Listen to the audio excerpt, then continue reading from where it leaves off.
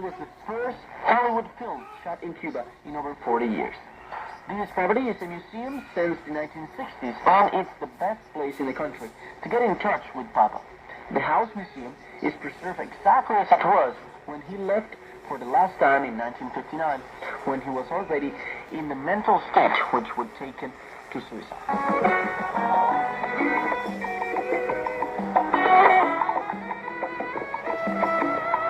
After World War II, Hemingway spent a lot of time in Havana.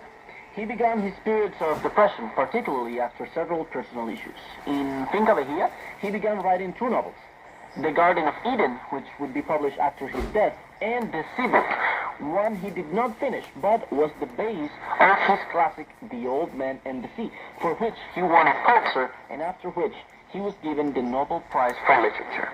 There are other places people visit to connect with the literary genius. Going east from the Bay of Havana, you can get to Cojima, a former fisherman's village where Papa spent a lot of time.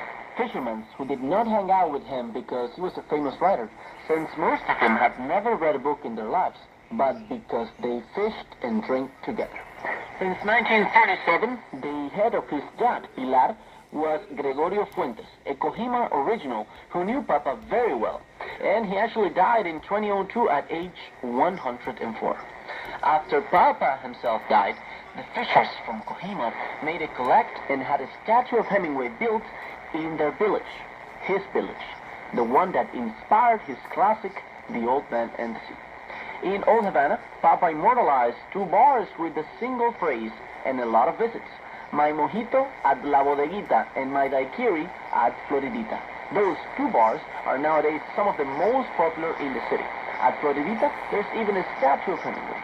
Back in the years when he frequented them, people would go just to try and see him and perhaps getting an autograph.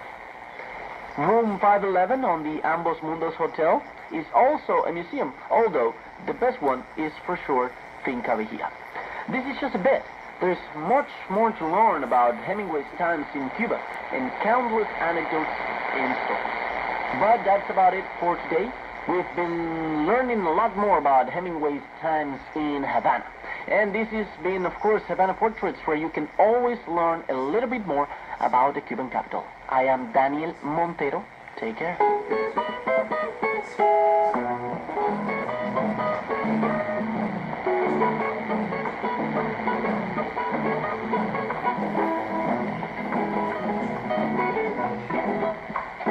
That's it, all the time we have for today, our first hour on Radio Havana, Cuba. But first, you can listen to us tomorrow.